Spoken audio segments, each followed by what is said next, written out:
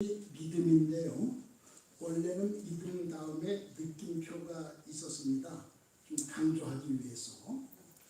그렇게 느낌표까지 하고 그랬을까? 조금 엉뚱한 그 계기가 있었습니다. 어떤 엉뚱한 일일까? 여러분 잘 들어보시기 바랍니다. 감리교, 장로교, 성결교, 또 구세군, 침례교, 순복음, 루터교, 송공회 이런 것들을 갖다 보통 기독교 그렇게 말하는데요. 정확하게는 개신교입니다. 영어로는 프로테스탄트. 기독교에는 크게 세 가지 종파가 있습니다. 첫째는 천주교, 영어로는 가톨릭이라고 그래요. 보통 가톨릭 그러는데 정확하게는 가톨릭입니다. 바로 옆에 천주교 성당이 있습니다. 그 다음에 정교회가 있어요. 동방정교회라고 많이 말하는데 오소스 처치라고 합니다. 우리나라 1054년에 천주교에서 갈라져 나왔어요. 우리나라에 이 정교회가 몇 없습니다. 따라서 이 정교회가 우리나라에서는 잘 알려져 있지 않습니다. 지금 처음 들어보시는 분들도 계실 거예요. 그 다음이 저희가 믿고 있는 개신교입니다. 1517년 10월 31일에 마르틴 루터가 종교개혁을 일으켜서 천주교에서 저희 개신교가 갈라져 나왔습니다. 종교개혁이 1517년 10월에 일어났기 때문에 10월을 종교개혁의 달 그렇게 부릅니다. 나흘 뒤에 이번 주 목요일부터 10월이 시작됩니다. 10월은 종교개혁의 달이다. 교회가 새로워지기 위해서 개혁되기 위해서 힘써야 되는 달이다. 여러분 그거 아시면서 10월을 맞이해야 됩니다. 그렇게 하시기 바랍니다. 그런데요, 천주교, 정교회, 개신교 제가 말씀드리는 건 갈라져 나온 순서대로예요. 이 천주교, 정교회, 개신교, 기독교의 이 세 종파가 반경 한 300m쯤 안에 함께 모여 있는 곳이 있습니다. 이런 곳은 우리나라에서는 물론이고 세계에서도 그렇게 많지 않을 거예요. 어쩌면 한 군데 분일지 모르겠는데 어딜까요? 어딜 것 같아요? 엄재호 장로님 계신다면 알 것 같은데 바로 여기에요. 바로 여기가 그렇습니다. 우선 천주교 바로 옆에 있어서 우리가 늘 보죠. 그런데 몇 달 전에 엄재호 장로님이 우리 식당 앞에 러시아 정교회가 있어서 거기에 러시아 사람들이 많이 드나듭니다. 그렇게 하시더군요.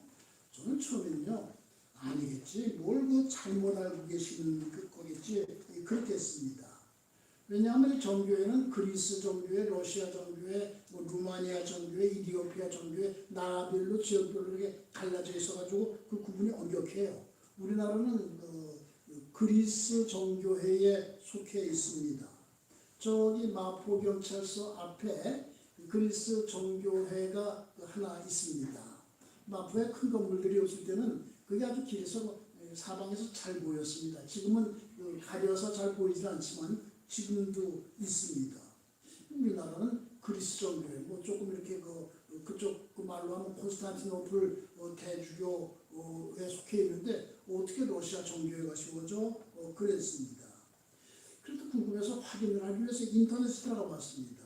이런 길 안내에 들어갔더니 러시아 정교회 서울 359, 서울 용산구 한강대로 62길 45에 11 잘 나와 있어요.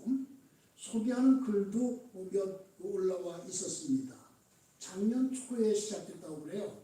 그러면서 올해 부활절 예배 드린 그 사진이 아주 많이 그 인터넷에 올라와 있었습니다. 정교회의 부활절은 이 천주교나 개신교하고 달라요. 조금 늦습니다. 옛날에 뭐 달력을 다른 걸 쓰기 때문에 그렇게 됐는데요.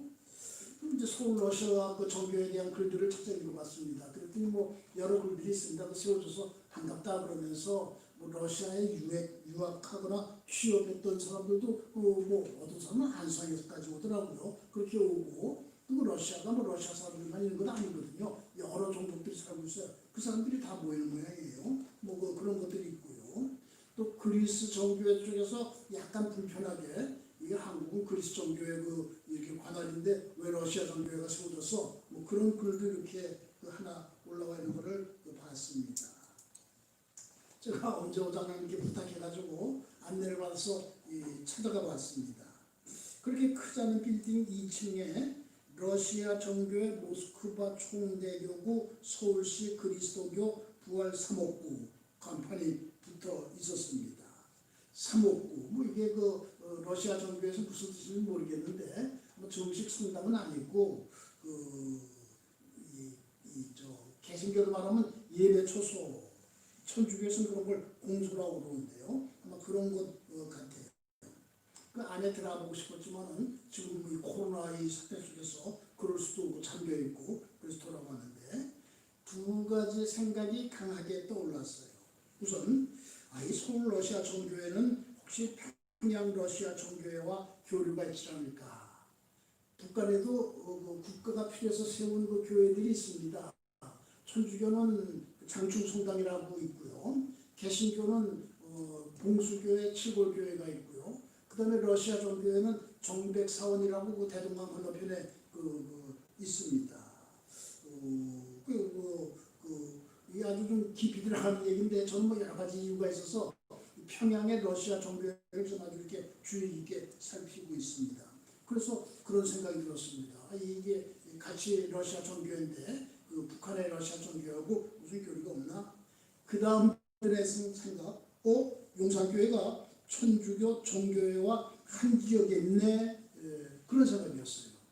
여러분도 그렇다는 것은 알고 계셔야 됩니다. 모르고 계셨을 텐데 우리 교회가 그렇게 이 기독교 기독교 3대 종파가 함께 모여있다. 이 사실을 알아야 됩니다. 아까 말씀드렸는데요. 이런 것은 별로 없을 거예요. 거의 없을 거예요.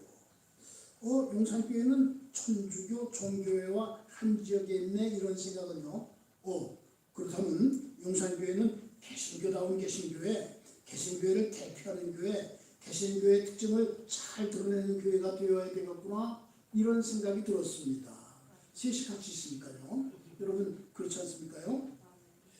제가 청년 시절에 용산교회 다닐 때 언제 어느 모임에서 그런지 모르겠지만 이런 이야기를 한 일이 있습니다. 용산감리교회는 이름값을 하기 위해서라도 용산을 대표하는 감리교회가 되어야 합니다.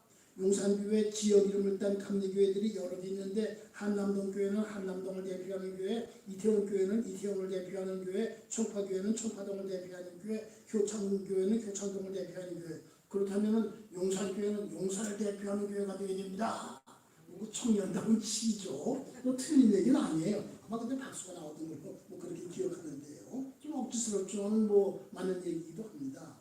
그런데요, 용산교회가 기독교의 세종파인 천주교 정교회와 같은 지역에 아주 가깝게 있다는 사실을 알게 되니까는 용산교회는 개신교를 대표하는 교회, 개신교다운 개신교회, 개신교의 특징을 가장 잘 보여주는 교회가 되겠다 이런 생각을 갖게 됐습니다.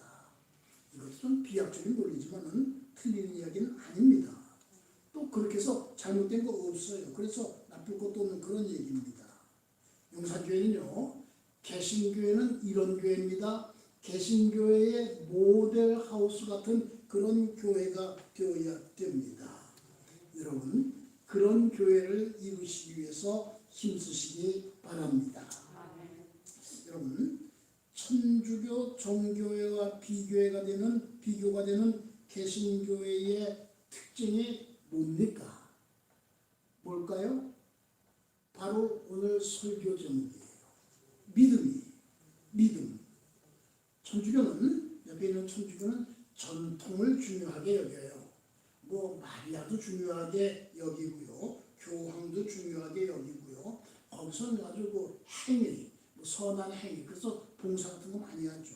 행위도 중요하게 여기고 전통을 아주 중요하게 얘기해요. 천주교인들하고 얘기를 나눠보면요. 우리 천주교는 성경도 중요하게 해야 그러는데 그래도 이렇게 되어가는 것을 보면은 전통을 비롯해서 지금 말씀드리고 있는 그런 것들을 중요하게 여깁니다. 정교회는 형식을 중요하게 여깁니다. 또 이콘이라고 해서 성화, 뭐 벽화, 모자이크, 성상 이런 것들을 아주 중요하게 여깁니다. 뭐 성물, 러시아 종교의 어느 유명한 교회 갔더니 우리 여기에는 야고보의 팔이 있습니다. 뭐 그렇게 말하더라고요. 거기에 대해서요, 종교에는 개신교는 우리가 믿고 있는 개신교는요, 믿음을 제일 중요하게 여겨요. 믿음. 오늘 보면 로마서 1장 17절 복음에는 하나님의 의가 나타나서 믿음에 이르게 하나니 기록된 바 오직 의인은 믿음으로 말미암아 살리라 함과 같으니라. 이것을 개신교 신학의 등뼈와 같은 말씀이라고 그렇게들 말합니다. 심지어는 성경의 모든 말씀이 다 없어지는 일이 생기더라도 로마서 1장 17절 한 절만은 살려야 된다. 뭐 그렇게 말하는 분도 있습니다. 오직 의인은 믿음으로 말미암아 살리라. 이것을 네 글자로 줄여서 이신득이라고 해요. 이 자입니다. 무엇으로서, 무엇을 가지고, 무엇만으로. 그러니까 이신 믿음으로써, 믿음을 가지고, 믿음으로만 득 얻는다. 성경에서 의자는 구원과 같은 뜻으로 쓰이는 일이 많습니다. 그래서 믿음으로써 의롭다 함을 얻는다를 이신득구, 믿음으로써 구원을 얻는다, 그렇게 말하기도 합니다. 개신교의 교리를 굉장히 복잡하겠죠. 그리고 조직신학도 뭐 이론신학이라고 부르는데 굉장히 복잡하죠. 네 글자로 말하라고 그러면 이신득의 그겁니다. 이건 잠깐 옆으로 빗나가는 얘기인데 이신득의 의자가 참 신기해요. 여러분 머릿속에 오르의자, 정의라고 쓸 때 쓰는 의자를 갖다 그려보세요. 두 글자가 위아래로 합해져 있는 거 아실 거예요. 양자 밑에 나자가 있어요. 어린 양이신 예수님 밑에 내가 와야지 의롭다 함을 얻는다, 구원을 얻는다. 참 신기하잖아요. 한자에는 그런 글자들이 의외로 많이 있습니다. 한 가지만 더 예를 들어보면 남자, 산의 남자, 그것도 두 글자가 합해있는데 밭전자 밑에 힘력자가 합해져 있습니다. 아담과 하와가 하나님의 말씀을 어기고 선악과를 따먹었어요. 그때 하나님께서 아담에게 뭐라고 말씀하셨죠? 창세기 1장 18절과 19절 네가 먹을 것은 밭의 채소인즉 네가 흙으로 돌아갈 때까지 얼굴에 땀을 흘려야 먹을 것을 먹으리니.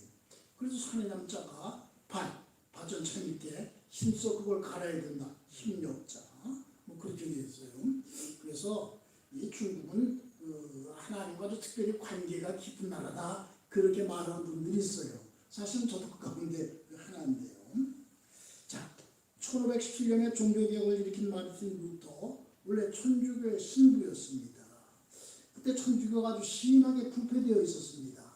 마르틴 루터는 독일 비텐베르그라는 곳에서 일하고 있었는데 로마 순례를 하게 됐습니다. 그때 천주교인들에게서 로마 순례라는 건 하나의 꿈이었습니다. 그래서 부푼 가슴을 안고 로마를 갔습니다. 너무 실망스러웠어요. 형식에 빠져있고 타락해 있고. 로마의 스칼라상타라는 곳이 있습니다. 거룩한 계단이라는 뜻인데요. 예수님께서 빌라도에게 재판을 받으실 때 올라가시던 계단, 그걸 갖다가 이제 예루살렘에서 로마로 이렇게 옮겨다 놨습니다. 저도 로마 성지 순례할 때 이렇게 가서 보았습니다. 천주교에서는 이 스칼라상타를 무릎으로 기어 올라가면서 한 계단씩 무릎으로 기어 올라가면서 기도를 해라, 그렇게 가르치고 있습니다. 루터도 거기에 따라서 스칼라상타를 무릎으로 기어 올라갑니다. 한 계단 올라가서 기도하고 또 한 계단 올라가서 기도하고. 그런데 그럴 때마다 이런 행위가 이 구원과 무슨 관계가 있는가, 이런 질문이 떠오르고 그 질문이 점점 더 커졌어요. 그래 중간쯤에서 일어나가지고 내려와가지고 이제 비텐베르크로 돌아가서 얼마 뒤에 종교개혁을 일으켰어요. 종교개혁의 3대 구호가 있습니다. 따라서 개신교의 3대 구호라고 할 수 있는 것이 있는데요. 오직 믿음으로, 오직 말씀으로, 오직 은총으로예요. 오직 믿음으로, 오직 말씀으로, 오직 은총으로. 여러분은 꼭 기억해 두셔야 됩니다. 최근에는 이건 뭐 너무 오직 해가면서 그냥 그 믿음, 말씀, 은총만 가져가는 게 아니냐. 뭐 좀 이렇게 그 믿기만 할 것이 아니라 이게 봉사도 해야 되고 뭐 그래야 되는 게 아니냐. 뭐 그런 그 주장들도 많이 나오고 있는데요. 일단은요.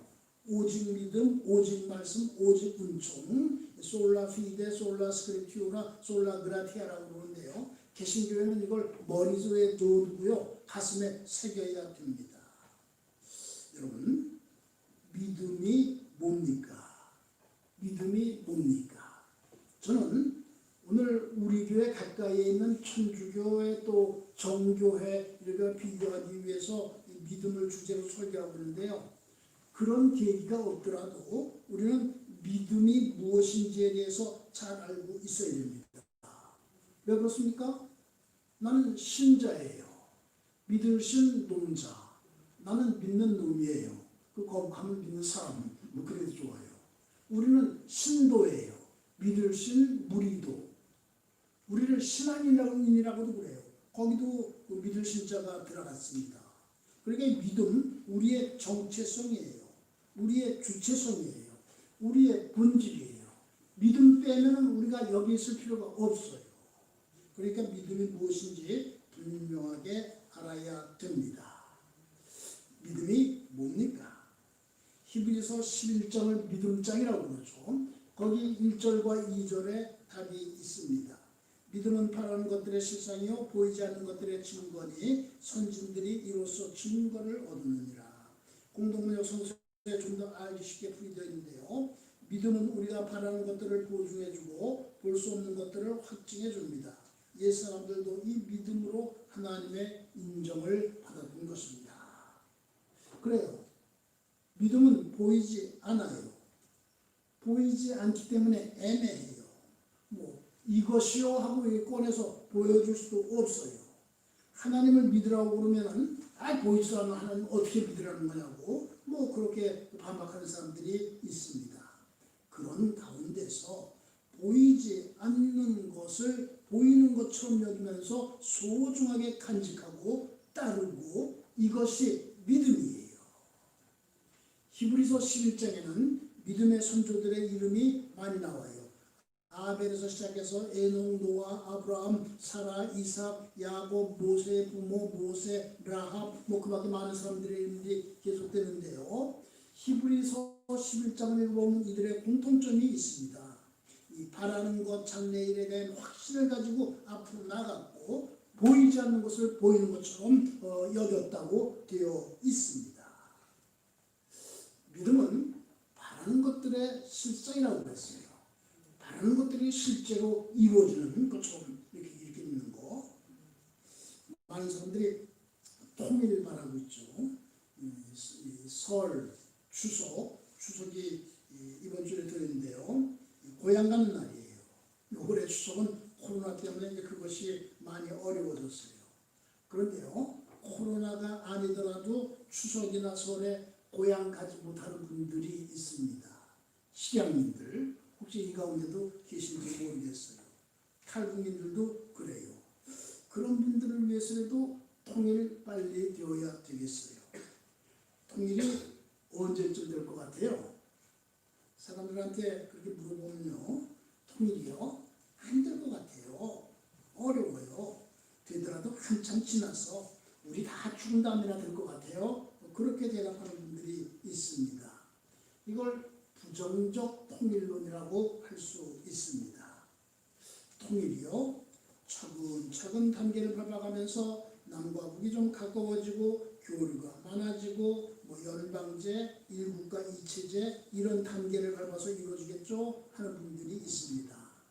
남한과 북한 정부의 그 통일론도 뭐 이것에 기초를 두고 있습니다. 이거 합리적 통일론 또는 단계적 통일론이라고 할 수 있습니다. 그게 답니까? 아니에요. 또 있어요. 초월적인 힘, 다시 말해서 하나님께서 머지않아 통일을 주실 것이다. 우리는 그것을 믿고 통일 이후를 준비해야 된다. 이런 분들이 있어요. 초월적 통일론 또는 신앙적 통일론이라고 할 수 있습니다. 저는 아주 그걸 강하게 주장하고 있는 사람들 가운데 하나인데요. 믿음은 바라는 것들의 실상이요 그랬는데 우리는 우리가 바라는 통일이 그렇게 될 것을 확실히 믿어야 됩니다. 하나님이 통일을 주실 것을 믿고 통일 이후를 준비해야 된다 그랬는데 통일 이후에 우리가 해야 될 가장 급한 일, 북한의 복음 전하는 거죠. 그래서 그 일 열심히 하고 있습니다. 이번 주일에 토요일 10월 3일 개천절이에요. 하나 더 알아야 될 게 있어요. 뭘까요? 10월 3일. 서독과 동독이 통일된 지 30주년이 되는 날입니다. 그래서 이제 오늘 설교에 이 통일 얘기를 넣고 있는 건데요. 하나님, 독일에만 통일 주시지 말고요. 우리에게도 통일 주세요. 여러분 기도하시기 바랍니다. 통일되면요. 실향민들 고향 마음대로 갈 수 있습니다. 북한에 있는 선산, 조상의 묘, 성묘도 할 수 있습니다. 또 지난 주간에 국민들에게 큰 충격을 준 지도선 공무원 피살 사건 같은 거 그런 것도 일어나지 않을 거예요. 믿음은 바라는 것들이 실상이라고 그랬으니까 하나님께서 통할 주실 길로 믿고 특별히 이 주간에 열심히 기도하시기 바랍니다. 믿음, 영생의 전제 조건이에요. 영생의 전제 조건. 성경 가운데서 제일 널리 알려진 말씀은 요한복음 3장 16절이죠. 하나님의 세상을 이처럼 사랑하사 독생자를 주셨으니 이는 그를 믿는 자마다 멸망하지 않고 영생을 얻게 하려 하시니라. 지금은 달라졌는데요. 한 10년, 10여 년까지만 하더라도 탈북민들이 남한에 들어오면은 제일 먼저 대성공소라는 기관에 가서 거기서 이렇게 그 조사를 받고 그 다음 단계로 들어가고 그랬어요. 그곳에서 근무하는 분들 가운데 믿음 좋은 분들이 있어서 그 안에 그 교회를 하나 세웠어요. 사실은 이 국가 공공기관 안에 이렇게 뭐 교회를 세운다는 게 좀 쉬운 일이 아닌데 실무자들이 그냥 이렇게 그냥 강하게 이렇게 하니까 그런 일도 가능해지더라고요. 이 교회 이름을 평화교회라고. 제가 정기적으로 거기 들어가서 이렇게 설교를 했습니다. 어떻게 설교해야 되나? 이게 참 그냥 부담이 됐어요. 그 사람들 이제 금방 남한에 들어온 사람들입니다. 뭐 북한에서 이제 중국으로 나왔다가 제3국 거치고 조금 시간이 걸리긴 했지만 북한에서 그 바로 들어온 사람들이 예수님이 누군지 몰라요. 모르는 것을 더 나가서 그냥 오랫동안 기독교는 그 미제 침략 세력의 악자이다. 종교는 아편이다. 뭐 이런 반종교 교육에 아주 머리가 젖어 있는 사람들이에요. 또 이제 그 사람들 이제 막 남한에 와가지고 이제 앞으로 남한에서 어떻게 살아가지? 그 걱정 때문에 뭐라고 해도 귀에 들어오지 않는 그런 사람들이에요. 그런 사람들한테 어떻게 설교를 하지? 참 많이 그걸 가지고 생각을 했습니다. 생각할 요한복음 3장 16절을 외우게 해야 되겠다. 뭐 이 요한복음 3장 16절이 이 노래로도 되어 있고 또 무슨 이렇게 손짓으로도 되어 있어요. 하나님이 세상을 이처럼 사랑하사 뭐 그런 손짓도 있더라고요. 그거 잘하는 전도사님 한 분하고 같이 들어가서 전도사님 내가 10분 시간 드릴 테니까 어디에서 그 사이에 이거 외우게 하세요. 그래서 그 전도사님이 10분 동안 뭐 노래도 하고 뭐 이처럼 사랑하사 뭐 독생자를 주셨으니 뭐 이래서 그걸 외우게 한다는 그 다음에 설교를 시작하고 그랬습니다. 그분들이 이제 사회로 나온 다음에 만나보면 그때 다른 얘기는 사실은 귀에 하나도 안 들어왔는데 그거는 기억되고 참 유익했다고 그렇게 그 얘기를 하곤 했습니다. 이 말씀 우리가 꼭 기억해야 돼요. 하나님이 세상을 이처럼 사랑하사 독생자를 주셨으니 중요한 사실이죠. 그 다음 말씀이 더 중요해요. 이는 그를 믿는 자마다, 이는 그를 믿는 자마다, 이는 그를 아는 자마다가 아니에요. 이는 그를 믿는 자마다, 이는 그에 대해서 듣는 자마다 아니에요. 이는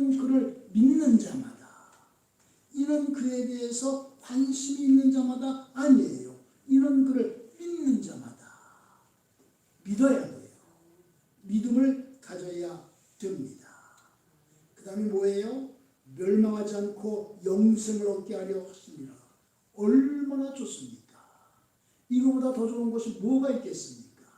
믿음은 이 좋은 영생을 얻을 수가 있습니다. 믿음에 대해서요, 뭐 복잡하고 어렵게 생각할 필요가 없습니다. 어떤 서양 선교사가 아프리카에 선교를 하러 갔습니다. 선교사가 어디에 선교를 하러 가면은 먼저 해야 될 일 가운데 하나가 성경을 그 나라 또는 그 부족의 언어를 번역해가지고 그들이 성경을 읽도록 해야 되는 그런 그 일입니다. 선교사도 그 일을 시작했어요. 큰 어려움을 만났어요. 그 부족의 언어에는 믿음에 해당되는 말이 없어요. 이 번역을 하다 보면 그런 일을 종종 만나게 됩니다. 감리교 선교사님 한 분이 한 30-40년 전의 얘기인데 보르네오라는 곳에 가서 이렇게 선교를 하는데 역시 이제 성경을 번역하는데 거기 말에는 회개가 없더래요. 이걸 어떡하나? 그 회개란 말을 번역하지 않고 어떻게 성경을 번역해요? 아주 그냥 끙끙 앓았는데 가만히 보니까는 그 부족들이 아주 깨끗한 걸 좋아하더래요. 그래서 회개를 갖다 마음의 빨래라고 그렇게 그 번역을 해가지고 성경 번역을 완성했다고 그래요. 아프리카에 간 이 선교사도 그 문제 때문에 이 믿음이라는 말이 이 부족의 말이 없으니 이거 어떡하나. 하루는 머리를 식히기 위해서 사냥을 나갔어요. 원주민 한 사람을 데리고 사냥을 나갔는데 사냥을 하고 돌아왔는데 그 원주민이 하는 말이 어이 피곤하다. 나무 밑에 가서 들어놓아야 되겠다. 그러면서 이제 나무 밑으로 가더래요. 그런데 가만히 들어보니까는 가서 들어놓아야 되겠다. 그 부족의 그 말이 믿음이라는 말하고 그 뜻이 비슷하더래요. 선교사가 얼른 그 소재로 이렇게 달려가서 이 번역하던 그 원고를 펼쳐들었어요. 하나님이 세상을 이처럼 살아가사 독생자를 주셨으니 이는 그를 믿는 자마다 멸망하지 않고 영생을 얻게 하려 하시니라. 하나님이 세상을 이처럼 살아가사 독생자를 주셨으니 이는 그 밑에 드러나시는 자마다 멸망하지 않고 영생을 얻게 하려 하시니라. 오케이. 오직 의인은 믿음으로 말미암아 살리라. 오직 의인은 하나님 밑에 들어누워 쉬는 것으로 말미암아 살리라. 오케이. 그래가지고 성경 번역을 마칠 수가 있었다고 합니다. 사랑하는 성도 여러분, 하나님 밑에 들어넣어서 편히 쉬시기 바랍니다. 그게 믿음이에요. 교회의 전통 밑에 들어오지 마시고요. 형식 밑에 들어오지 마시고요. 하나님 밑에 들어놓으시기 바랍니다. 천주교가 강조하는 전통 중요해요. 여러 종교가 일으키면서 이 전통을 그냥 좋은 전통도 다 버렸다. 뭐 그렇게 그런 말도 있고 또 일리는 말인데 전통도 중요해요. 정교회가 강조하는 형식도 중요해요. 감동을 줘요. 그러나 믿음을 돕기 위한 전통이고 형식이 되어야 하지 믿음을 대신하는 전통 형식이 되어서는 안 됩니다. 여러분, 우리들의 교회, 용산감리교회, 천주교와 정교회와 한 자리에 있습니다. 우리나라 일간지들 가운데 국민일보가 있어요. 여의도 순복음교회에서 발행하는 신문인데 기독교의 안목, 기독교의 가치관으로 세상을 보면서 보도하기 위해서 힘쓰는 그런 신문이에요. 전체 면수의 한 4분의 1쯤을 미션 라이프 그래가지고 독립을 시켜가지고 교회와 관련된 기사들을 찍고 있습니다. 국민일보 기자 한 분이 제게 메일을 보냈어요. 유 목사님을 만나고 싶어서 월요일 내일이에요. 찾아가겠습니다. 뭐 취재할 게 있나 봐요. 제가 답 메일을 보냈어요. 환영합니다. 오신 길에 저만 만나지 말고 제 사무실에서 멀지 않은 곳에 경천 애인사 사적 안내비도 요 앞에 있죠. 안내판도 있고 천주교, 정교회, 개신교회가 한 자리에 모여 있으니 그것도 취재하세요. 그렇게 답 메일을 보냈어요. 다시 메일이 왔어요. 그림이 그려집니다. 이 그림이 그려진다는 것은 기사를 어떻게 쓸지 감이 잡힌다는 그런 뜻이에요. 뭔가 취재할 가치가 있다고 그렇게 판단하는 모양이에요.